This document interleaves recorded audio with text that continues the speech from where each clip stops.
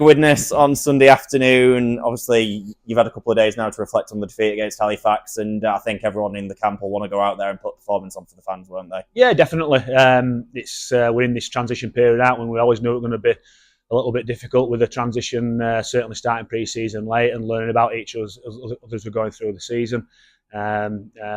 Missing the friendly against Castleford as well didn't particularly help, but we've got to learn very, very quickly, and there were certain elements of the game against Halifax which were very good and certain elements that weren't good at all.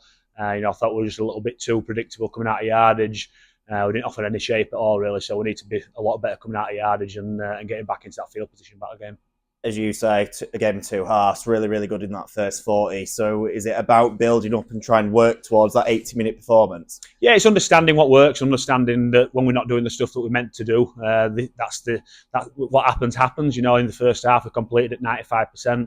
Second half, it was 47%, and you can't give an opposition too much ball like that. So if I don't think we're particularly great in the first half either, but because we looked after the ball, it meant defensively we were quite fresh. Second half, because we were tipping over too much cheap possession, we were doing too many repeat sets defensively, which eventually you're going to break on the back of that. So we need to respect the ball a lot more than what we did and offer a little bit more threat when we have got the ball in hand as well. Still early on in the season, so obviously it'll take some time to learn about what teams are going to be like this year. But Widnes come into this game, off a great win in France. So it must be a tough one, kind of like knowing what to expect this weekend against a good side. Yeah, I've watched that game. I've watched the game against North Wales that they played again in the cup the week before, and they shape up really well both sides of the ruck, and they throw a lot of shapes at you. So defensively, we're going to have to be on it.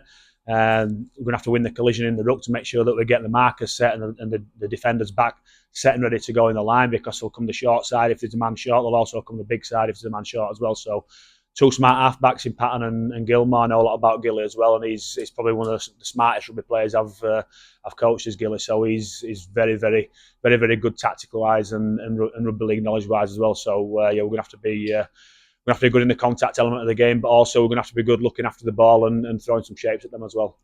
For your point of view, how do you feel it is beneficial knowing certain traits about certain players like Tom Gilmore, for example?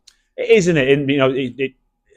It's good knowing the strengths, knowing the weaknesses of players, and as rugby league coaches, as rugby league players, that's what you should be doing. You should be finding out about the players that you're playing against, particularly if you're a right edge player. You should be knowing about the traits of your left edge players that you're going to be playing against. But as a coach, you watch a lot of games, so you see a lot of patterns forming from different players in different teams. But obviously, coaches play a particular way that they want to play, and so Gilly will be playing in a system that will completely different to the one that he was playing in under me at Battle. So Gilly's a very, very good player tactically wise, and he gets the team around the field, and great kicking game as well. So he's a very good player, but he'll be playing in a different system to what I did when I played at Batley. It's going to be a similar surroundings with pitch-wise for us at the weekend, obviously playing on a 4G here. Widnes do the same at home. So do you feel that might be a bit of an advantage come our way for Sunday afternoon? No, I don't think so. Like I say, Widnes play on a 4G pitch as well, so I think any potential advantage that we could have in that respect isn't there, because it's Widnes' home ground,